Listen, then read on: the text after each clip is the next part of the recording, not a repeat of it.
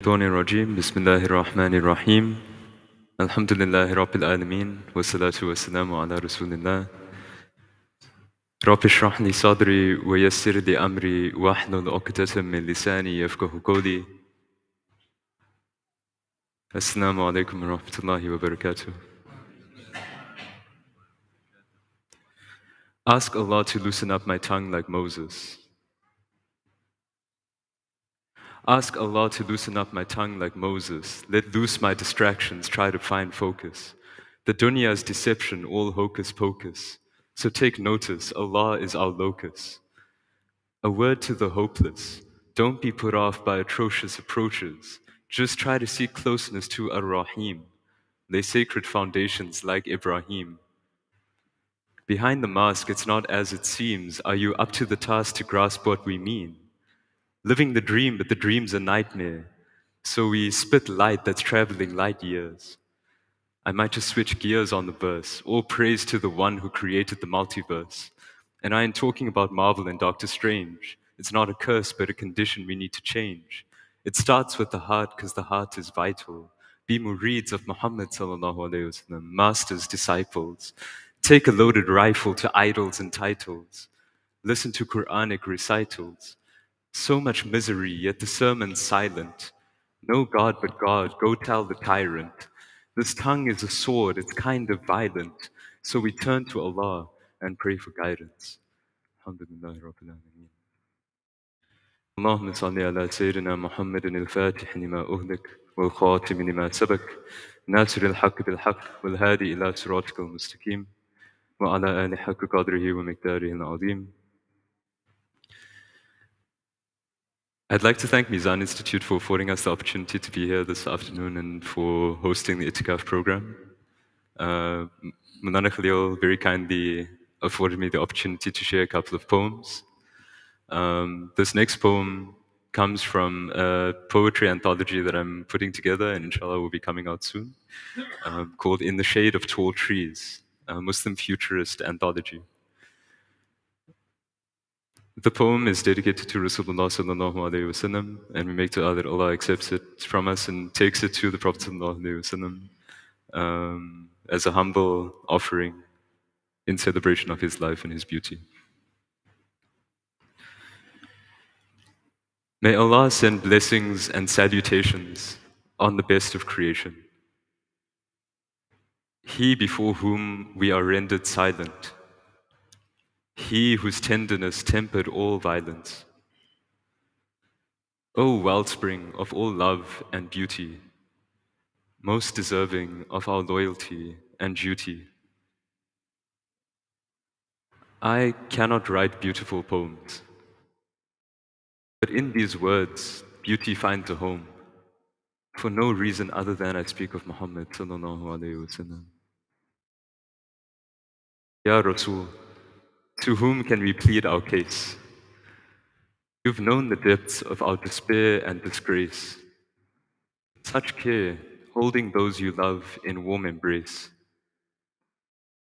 Before you and your noble companions, I'd be out of place. I cannot bear to show my face. But even if I should see you from a distance, I know in that instance that I'd be rendered weak as an infant. So what of the one who quenches their thirst at your hand? Ya Rasul, through whom we have come to understand that you are where the Master's plan all began. وآخر دعوانا أن الحمد لله رب العالمين. جزاكم الله خير.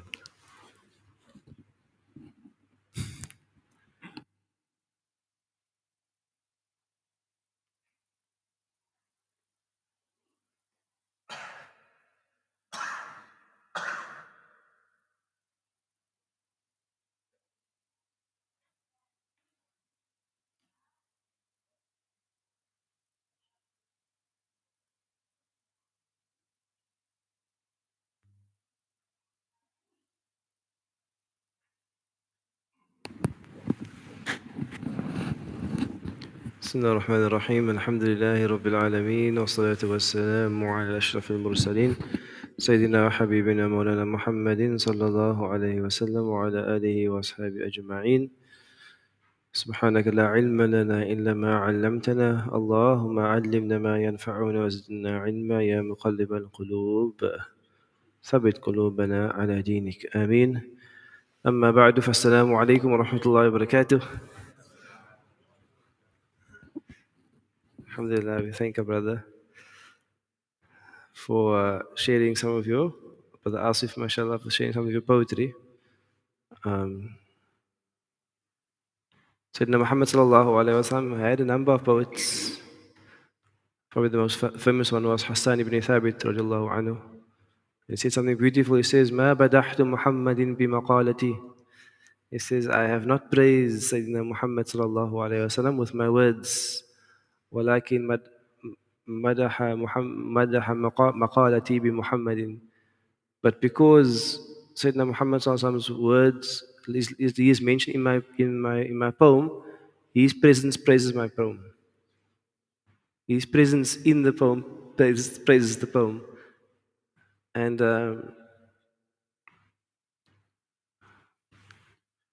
as a community, we often don't pay attention to the arts of Islam and the aesthetics of Islam. So the arts and the aesthetics are things of beauty. Things of beauty. So we find that in Islam, the aspect of beauty is essential. Anybody who's ever been to Egypt, Cairo, been to Istanbul, been to Fez in Morocco, you'd find that the Muslim civilization has incredible beauty. When you look at those masajid, those spaces, there's incredible beauty in the space. You look at this masjid even, there's it doesn't look like an ordinary building. Why does it have all these things? Why does it have 4 pillars here? Why does it have arched windows? Why is it rising up in the center? Would we feel different if this masjid was like a normal block, like a classroom? It would feel completely different, even if it's the same size. Because what happens is that beauty, it resonates something. It has an energy. It affects your heart. And the famous hadith is, "Inna Allah Jameel yuhibbul Jamal." But Allah is Al Jameel, the one of all beauty, and He loves Jamal, and He loves beauty. And so within the Muslim civilization, there was a very interesting approach to beauty. Is that in Islamic arts, whether it's going to be within poetry, or whether it's going to be within architecture, or whether it's going to be within calligraphy, as you see on the walls here, there are some pieces of calligraphy, is that the beauty in Islam, it always continues to be an ayah. Meaning what? That the beauty of Islam, it's not a beauty where it distracts your heart. It's almost a beauty that calls your heart towards the truth. It's a beauty that's not itself trying to capture all of you. It's trying to direct you. And therefore you find that within Islam that we have like a sober beauty. Like a sober beauty. Meaning what? That even when it comes to architecture, there's simplicity about the architecture. Even though it might be huge, and if you go to the great masajid, they might be huge, but there's simplicity about them. Courtyard, mihrab, mimbar, like simplicity about them. We look at our calligraphy, as opposed to like the Christian faith. If you've been to a church before, it's very different. If you've been to a church there, it's very ornate. Lots of pictures of their depiction of what they hold to be Nabi Isa. So it's a very different experience. But in the Muslim space, it is much more sober, and it calms and points towards the truth. So the same with also, and also you find that beauty communicates differently. A thing of beauty, it is almost like a caller that is put here forever. So if you build a beautiful masjid, I saw this masjid is built in what was 1901. What does it say on there? 1901. 1905. So just less than 120 years old. If you put up a beautiful building, for 120 years it'll emanate beauty. If you put up an ugly building, for 120 years it will push out ugliness or disharmony. So putting things on this earth is important because things don't have no value. They have a community. They have a value. Everything communicates value. And Muslims were very concerned about their spaces. Very concerned. And I would encourage everybody to visit the old cities of Islam. The old cities of in Morocco, a number of old cities, in Egypt, in Syria, in Baghdad also, even within Iran as well. Iran as well, there's some beautiful cities, especially Isfahan. These are all part of the Muslim civilization. Whatever creedal differences there are, but I'm saying in terms of just the civilization. And when you walk into those spaces, you feel different. You walk into those masajid, you feel different. You walk in even just in the roads, you feel different. Obviously, Palestine as well, in the old city, the Haram Sharif. You feel different in those spaces. And you find that the arts have a power to influence people profoundly. That's why music is so popular. It's something which is popular. People watching little clips of music, little songs, because the art itself can influence. And as a Muslim society, again, if we don't enter that space, we leave the space of the arts to those who don't believe. So therefore you find that, alhamdulillah, in the evening last night, mashallah, we had a beautiful dhikr. That's a form of art. It's the music of voices, of harmony. But the art itself doesn't distract you from Allah Ta'ala, it calls you to Allah Ta'ala. So when it comes to, for example, the art of music, we have the whole world of poetry, the world of an-nasheed. And you find that children, alhamdulillah, good tree for the parents of children, a good child is always making salawat, or they're reading dhikr, or they're doing some nasheed, or they're drumming. If you have a good child, they'll drum everywhere. They drum on the desk, they drum on the fridge, they drum. You must tell them stop drumming. Like I have a rule in my house, no drumming at the table when we're eating, because they're always drumming like this. They're making beats. And why? It's because they're raised with adhkar and nasheed. They're raised with it. There's drums at the school and we have dhikr all the time. And in their break time, they also to the drum and they'll recite. Because this is part of the fitrah. The fitrah loves beauty. It can't always deal with intellectual concepts the whole day. You know what I mean? Because your mind tires and your mind just wants to relax in a form of beauty. So that's going to be in the auditory arts. Is the performance of poetry, which is read, as our brother read it now, and music and an-nasheed and all of those things. And I don't want to get into the fiqh discussion, but for me there's also there's called spiritual fiqh. Because obviously the fiqh of music is ikhtilaf on that different positions. But for me there's a spiritual fiqh of music. So what's the spiritual fiqh of music? Is what you're listening to bringing you closer to Allah Ta'ala.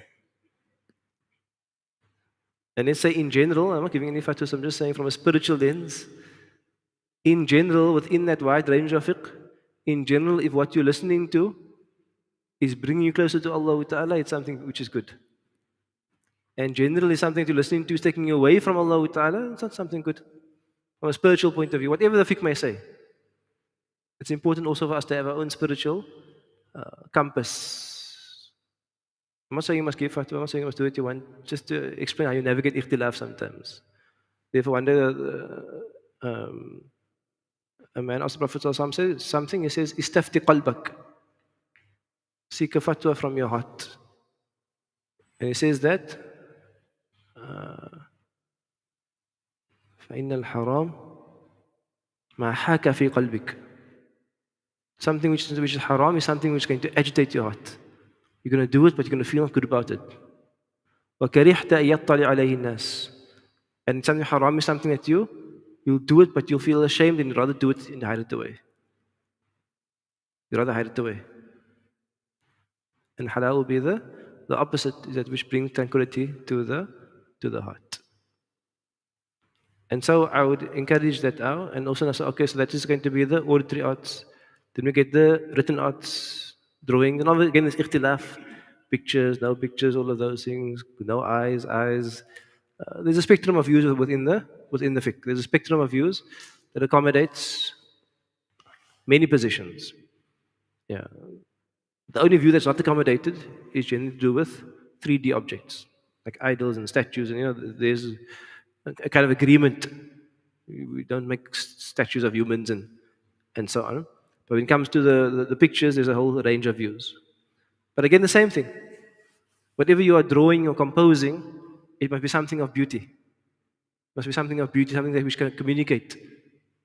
And therefore, we have a vast field of especially calligraphy. And not only calligraphy, also we have the art of illumination.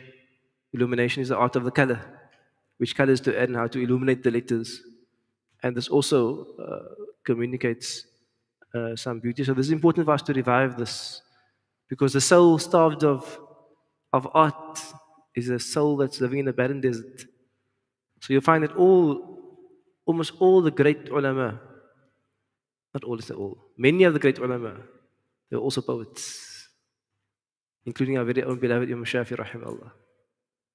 He was an amazing poet. He has an anthology of poems like You're Following the Way. Imam Haddad as well. Great poet. They were great poets. And even my own beloved teacher, Malta rahimahullah. He was an amazing poet.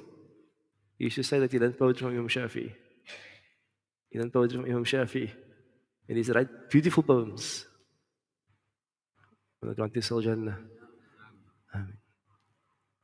Because why? Within this poetry, you also communicate an emotion. And in a poem, someone tries to express something which is somewhat inexpressible. You're trying to express a condition, but you can't put it into words, so you put it into a poem. And also, just from an Islamic point of view, poems are not always meant to be literal. Meaning what people sometimes say, excessive things in poems, because that's the language of love. So we must also read sometimes poetry through that lens. That poetry is the language of love, so you don't analyze like you analyze a hadith or like a fiqh book, because it's the language of love. You might say, I had 1,000 fathers, but then I met you, Sayyidina Muhammad sallallahu alaihi wasallam. You don't mean you had 1,000, you mean, you with me? It's the language of love, because literally you see this poet here is lying, you're only biologically allowed to have one father. You're like, you don't do that to poetry, you're butchering it. You think this poetry you must read with a different eye. It's the eye of love. So the arts in our community is important. And we should create spaces, because if we don't create spaces for these things, the soul will start to find it somewhere else. They'll find the need for beauty somewhere else, in like the wrong spaces. And you find that when you have the Islamic beauty and that the beauty communicates the truth, that beauty is a power you can't imagine. Like when you sit in a beautiful dhikr, or even the science of qira'ah. Qira'ah is a form of art. When the Qari recites and his voice moves you with the kalamullah, it's an art. And therefore the Prophet ﷺ says, Hassinul Qur'ana bi aswatikum. Beautify the Qur'an with your voices. Part of the sunnah. Part of the sunnah is to have a beautiful tune, or to choose those who have beautiful voices to lead and to render the Qur'an. So part of the challenges of our age is that the arts are dominated by people of ghafla, especially within the music industry. It's dominated, and you're listening to it all the time, and the messaging is very unhealthy. It's destructive. It's harmful. And this is the part of the challenges of our age. And the solution is simple. We can't just lament the problems of our age. We have to have some solutions. So the solution is simple. Let's bring our own beauty. And for example, Masha in Cape Town, we have a very proud legacy of recitation of Quran beautifully. It's something which is amazing. And now I saw, for example, I saw a screenshot of someone's status of Khuddamul Islam, and they're going around Cape Town and they're having their uh, like evenings of dhikr and salah. And in the picture, I see it looks almost like thousands of young people, and it's beautiful. Like young people are coming to watch other young people. Hopefully, they're coming for the right reasons, but inshallah, it's Ramadan, so we have Husnudan. I mean, they're coming to watch the performance, not each other. Uh, although, if they're coming to watch each other, also, that's from the fitrah, also. Alhamdulillah. If they're coming to watch the opposite gender, we say Alhamdulillah. That's from the fitrah, also. You make ham for that. You make ham for that, Alhamdulillah. But they're coming, the whole masjid is full, and it's a sign that people love beauty. They're coming, why? Because there are young men rendering the Quran, rendering Anashid in a beautiful manner, and the whole masjid, I saw the picture, it's in Athens Road. The whole masjid was full, the courtyard was full. And something to be proud of, and something to be encouraged. We must encourage the arts amongst our youth, but the arts in a responsible way, in a beautiful way that's going to reflect the truth. And this will enrich our society. If we find also in Cape Town, we have a culture of dhikr with like a lagu.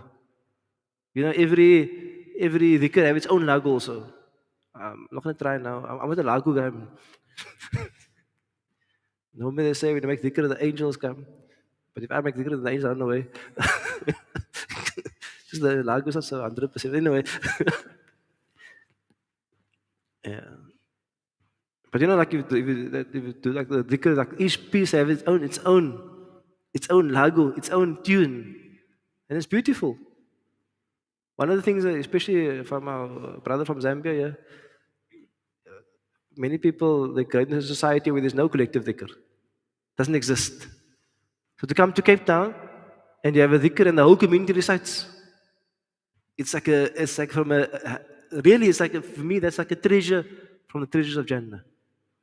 If you come to a gathering and the whole community recites, they just know the tune and they just go into it.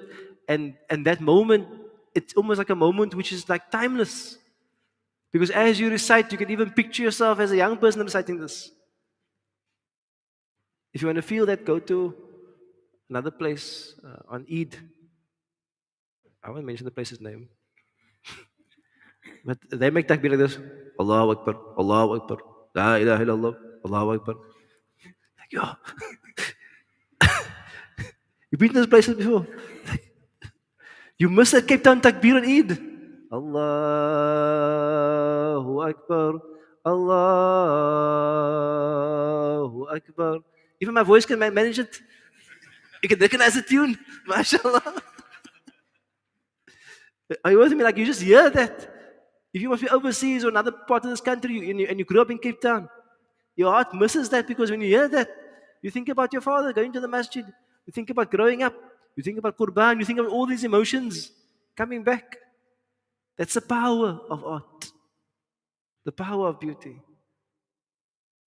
So yeah, we're blessed. And Allah decided also for some reason to place a lot of natural beauty here. You know, besides our lovely, okay, I mustn't Cape Town brag now. But you feel it also when you just, wherever you drive, you're like, subhanAllah. You know, you drive there, that beach, subhanAllah. That beach, subhanAllah.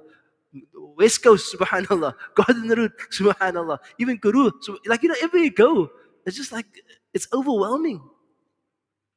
Ya Rab, how did you put us in this place, Ya Allah? Go overseas. I remember I studied in Syria for a year. And I drive like an hour. The Arabs are going to show me now their place in the mountains. We drive like for an hour we go. There's a few trees. And there's a big rock and there's a pipe coming out. And they made like a waterfall.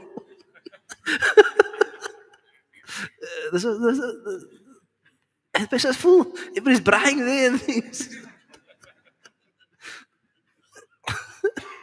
You come here, oh, mashallah, okay.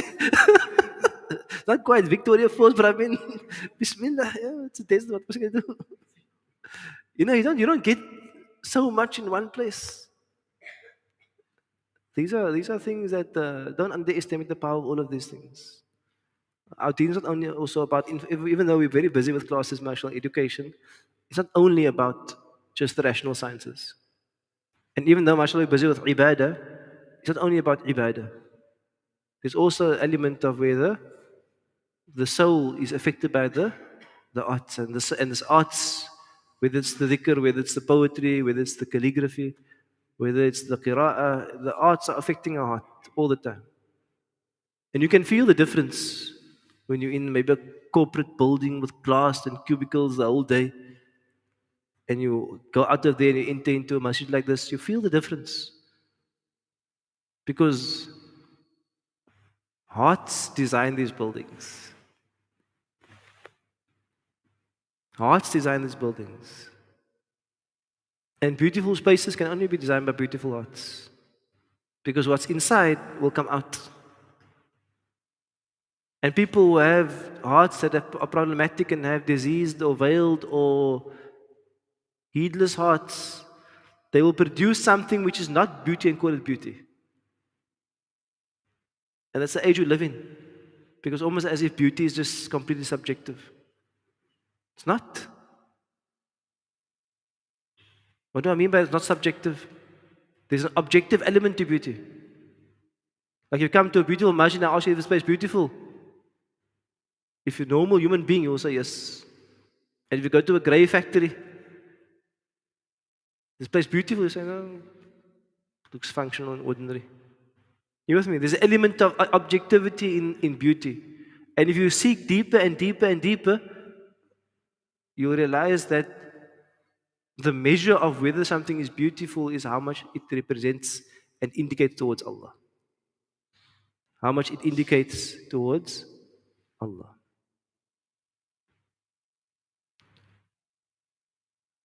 No. If you find I was in Turkey, alhamdulillah, last year. And for those of you who visit Turkey, don't miss the Islamic history and the Islamic culture there. Because sometimes you can miss it completely. You're just going in the hot air balloon and all of that. That's all fine. But there's a rich legacy there. And generally like in the masajid, when you walk in,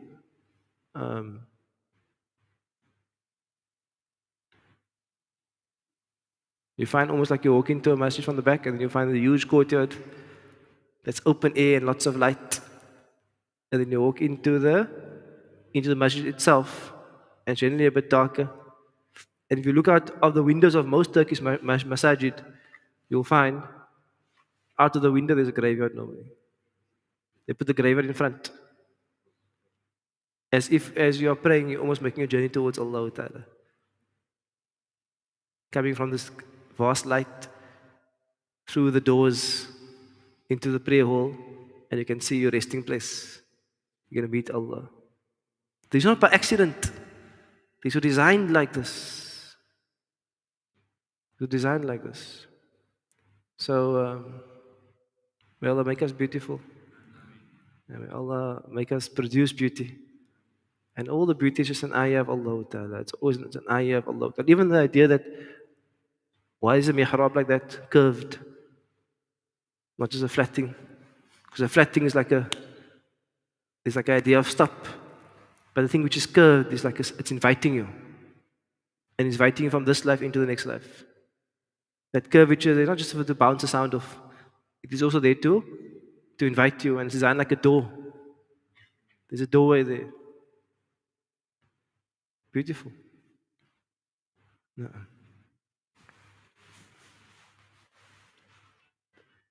You'll find sometimes in some of the old masajid, the pulpit has pillars on the side.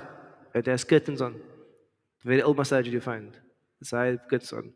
And you find the old imams, they often used to, from the Cape Town Shuyukh, when they go up the pulpit, they put on a scarf So watch some of them. They're normal, and when they go up the they put up a scarf. It's all part of the symbolism. Because symbolism is when the Imam ascends the pulpit, you don't see his face too much because it's the voice of truth, the voice of objectivity. It's not about the personality anymore. Because the personality of the person has been veiled. You got a scarf on, there are curtains around him. You know what I'm talking about. You've never seen it before. No. So all of these things are by design. No. In the Turkish masjid, they also have they obviously have next level masjid sizes. And then on each of these pillars, they would have the names of the Khulafa, Abu Bakr and Ali and Uthman and Umar radiallahu anhu. They are the four Khulafa because those are the pillars of Islam. You know that it's all part of the beauty. No. Allah. So why did I mention that? Oh, because of the Asif, mashallah, bless you, Allah increase you. And I would encourage young people to be part of this beauty because their soul needs it. And if you don't give it to them, they're going to end up finding other things beautiful. And those things often have no value. In fact, they're often very harmful, and then that is not very healthy. Subhanallah. And also ourselves also. We often ourselves, even myself, we're not into this, and it's to our own detriment, we're not into the production of art. Whether you do beautiful photography or beautiful sketches or beautiful calligraphy, or you're going to produce something beautiful with your voices. But mashallah, we find, alhamdulillah, the collective dhikr is growing again. Young people are coming into it and flocking to it. Mashallah, especially many of the brothers here I know go to Sheikh Lant and our brother Shahid on a Thursday at Awal. It's packed. It's packed because people are again looking for that beauty, and that's what people are searching for. So I'll end, inshallah. I came across. I actually didn't read this whole one, to be honest. I must confess. I just read the first few lines. I said, "Okay, Bismillah with this." But it's Alhamdulillah. We had our brother Zain Bika. He came to visit the school recently, and he mentioned to us that he wrote a poem on the Seerah. I didn't hear it before. Actually, I still haven't heard it, and so I just googled the lyrics, and I thought, let me read it because we're doing the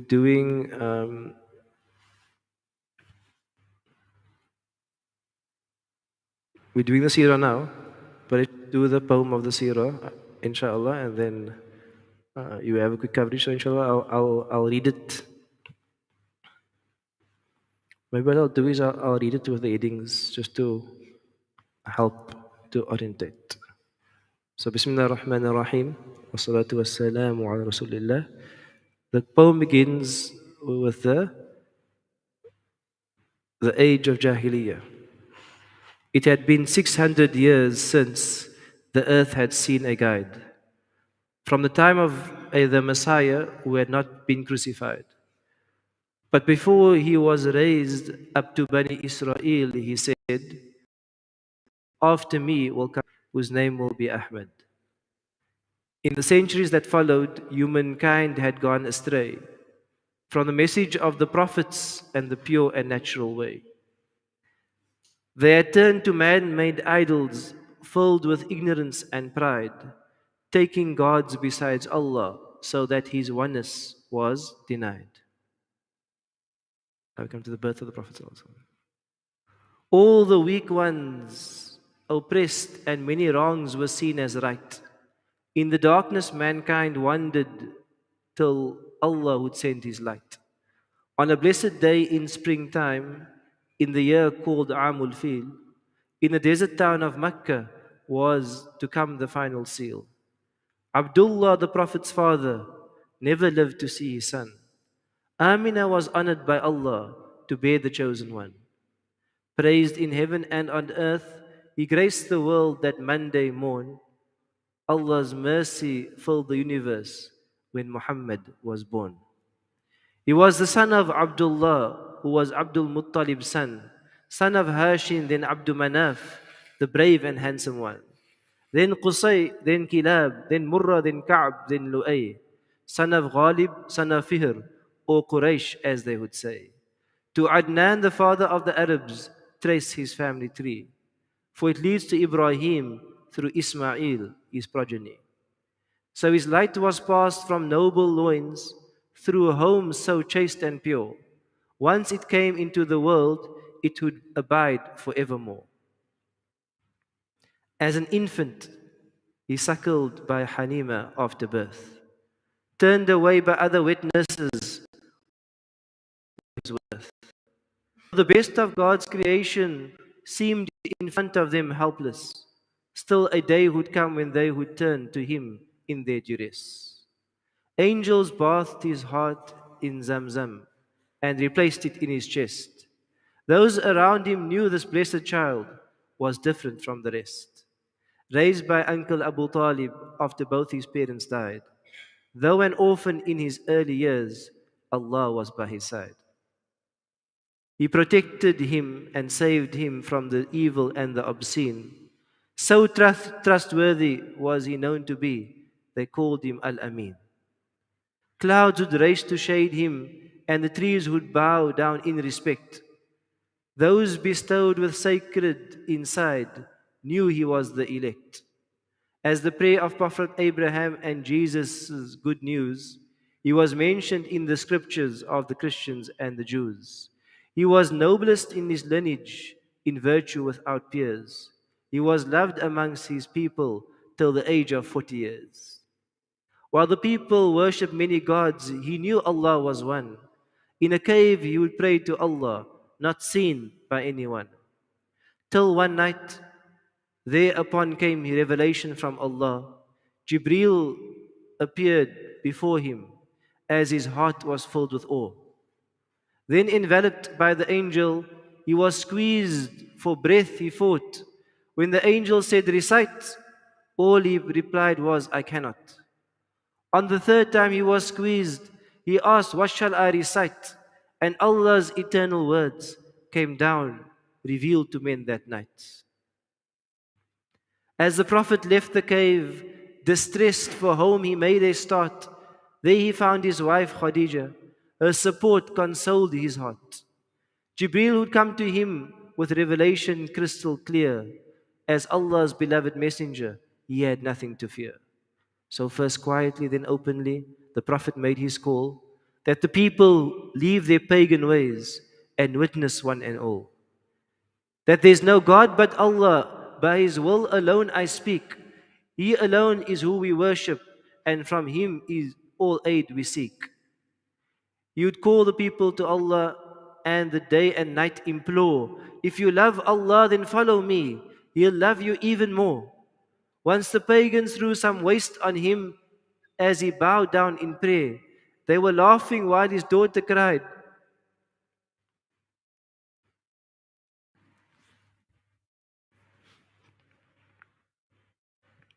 But he did not despair. For Allah with those people who put all their trust in him, and the Lord was with his Prophet, peace and blessings be upon him. One by one the hearts began to turn towards the guiding light, as Islam rescued the downtrodden and gave them their right. Through Bilal, though Bilal was tortured in the sun, Sumayya put to death, still they held tight to their faith, and they would say to their last breath. After losing wife and uncle and the boycott of his clan, after Taif they stoned him, came a gift from Ar-Rahman. As he lay asleep beside the noble Kaaba in the night, he was woken by the angel and then taken up in flight. Riding on Buraq, he made the journey that night called Isra to the city of Jerusalem, to Masjidul Aqsa. There he led the prophets in prayer and chose milk over wine. Then he ascended to the heavens for a trust with the divine. Raised beyond the seventh sky, so many wondrous sights he saw, till he crossed the furthest low tree for his discourse with Allah. Sent back that on that very night, he brought a gift for his ummah. On the next day, Muslims stood with him to pray their first salah. At the time of Hajj, the Prophet shared Islam with every clan. When the truth spread to Medina, the Quraysh devised a plan. As they hatched the plot to kill him, came Allah's divine command for the message to continue. You would have to leave his land. And then he and Abu Bakr left their cherished home en route to Medina for the hijrah, with the pagans in pursuit. As they hid inside a cave, one time a pagan almost saw. But what did you think? What do you think of two people when the third one is Allah? While the people were awaiting him, at last the Prophet came. Light and joy filled all Medina. It would never be the same. Then from joining them in brotherhood and leading them in prayer, he made peace between neighbors, teaching them to love and care. When at Badr, they first met Quraysh, the angels came and fought. Then at Uhud, when mistakes were made, some lessons would be taught. They would fight for truth and justice while upholding chivalry. They'd shown strength when they were weak. When strong, they would show clemency. In the battle of the trench, they chose to fight defensively. At the triumph of Holder, they used diplomacy. So the Muslim Ummah grew with every test it survived, till the time to liberate the town of Mecca had arrived. Marching into Mecca, unopposed, the Muslims were now strong. When the pagans saw the Prophet, they knew that they had been wrong. For so long they had oppressed him, now they feared he would repay. But he said, like Prophet Yusuf, there is no blame on you today. As the idols at the Kaaba fell, he said, truth now appears. And the falsehood has but perished. Falsehood always disappears. Then the people came to truth, just as the prophecy foretold. For Allah had sent Muhammad as a mercy to the world. But the day was fast approaching that they all thought was far. First he told his companions that this Hajj would be his last, to adhere to all things that he had taught them in the past. Then when seeing of a traveler, these parting words he gave. When you come next year, you might find just my masjid and my grave. When the time to part came closer, all the hearts were filled with fear. What will happen if he leaves us in this world? There's none more dear. In his final illness, Abu Bakr led the prayer. From his room the Prophet smiled, giving one last look of care. Then as our beloved Prophet lay in Aisha's arms, he spoke, God, you praise and fear Allah in how you treat your servant folk. Then he gazed towards the heavens.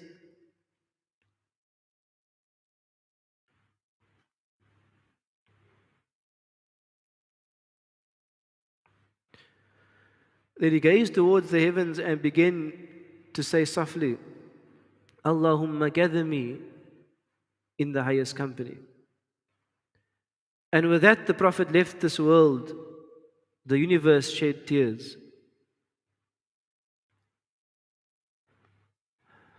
All the precious time that had been with him had been the best of years.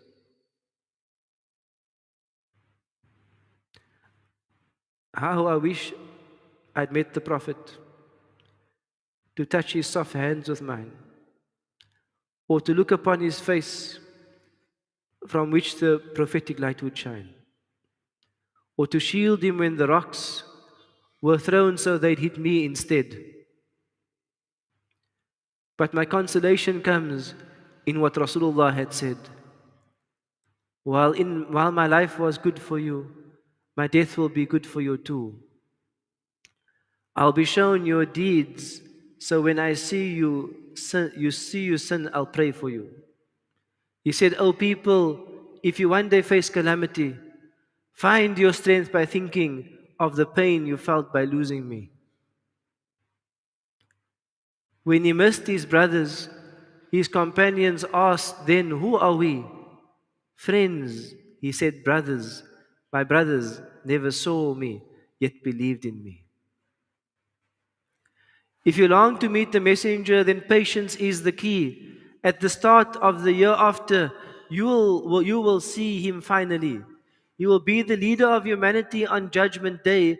After all, he was the messenger when Adam was still clay. When the prophets on that day will only say, Nafsi, Nafsi, he will plead before Allah, crying, My Ummati. He will bow and praise Allah in words no one before has said. He will be granted intercession as he lifts his noble head. He will beg Allah to pardon us, so sinner, don't despair. He won't take his seat in heaven till his joins him there. Allahumma join us with your chosen Prophet that day. When the world is resurrected with the souls in disarray, let us gain his intercession when we take into account. Let us quench our thirst forever when we meet him at his fount. When a man once asked for heaven in the Prophet's company, help me get you this, he told him by prostrating frequently. If we fear that our good deeds are few and sins stacked high above, our last hope is, as he told us, you'll be with the one you love. Because loving is believing, and our faith is not yet whole, till we love him more than parent, child, and every single soul. Allahumma salli wa sallim ala Sayyidina Muhammadin wa ala alihi wa sahbihi wa barik wa sallim. And that's the power of poetry. Poetry has the ability to move hearts a different way.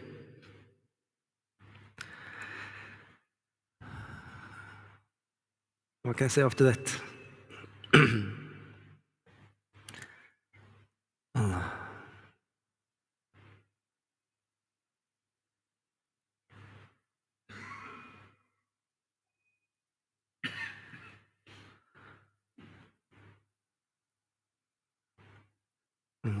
Muhammadin wa ala alihi wa sahbihi wa barik wa sallim.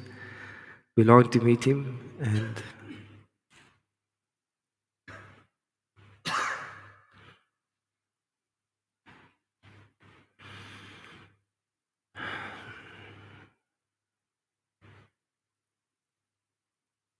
I encourage you to learn about his life and learn about his character and learn about his personality, and it's like you'll fall more and more in love with him the more you read about him.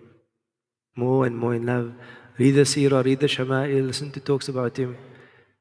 He just grows in beauty and light as you learn more about him.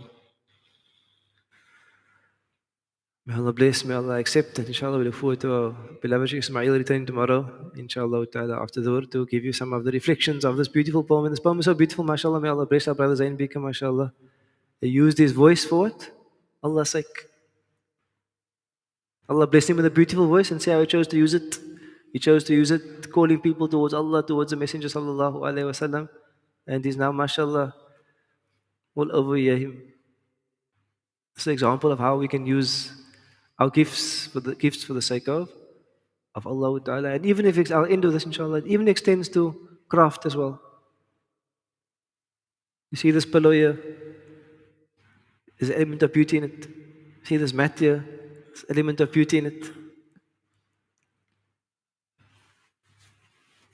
Because we come from a legacy of creating beauty in carpentry, in stonework, in glasswork, in weaving, in everything. And one of the harms of the industrial age is just removing all of that, creating a grey world. So even if you can't sing beautifully and you can't write beautifully, you can create something beautiful. You can create something beautiful. And the more your soul is in touch with Allah Ta'ala, the more beautiful it will be. So even create beauty with your hands, and you'll find in that there's peace. Create a beautiful chair, some beautiful garment created. There's peace in the creation of beauty. We're losing the art of creating beauty. Everything all comes from a factory. There's beauty in the carpenter making this chair by hand, preparing a chair for itikaf. The chair was prepared just for itikaf. There's beauty in it. So be part of this beauty, because in your life, what else are you going to do really? You want a life that you build beauty. So be part of the way of beauty, because it's all the way of Allah. It's all beauty is a reflection, is an ayah. Every beautiful thing is an ayah, ayah, ayah. Allah, Allah, Allah. If you look, Allah, Allah, Allah. And it's beauty all around you, end up in a state of dhikr. This is the way of the believers. May Allah return us to our glory and to our beautiful civilization, where the truth is manifest all around it.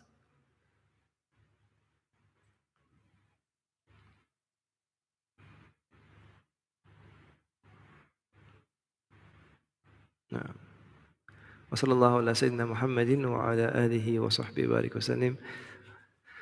والسلام عليكم ورحمة الله وبركاته. Our next session will be at 3:15, inshallah ta'ala. Barakallah.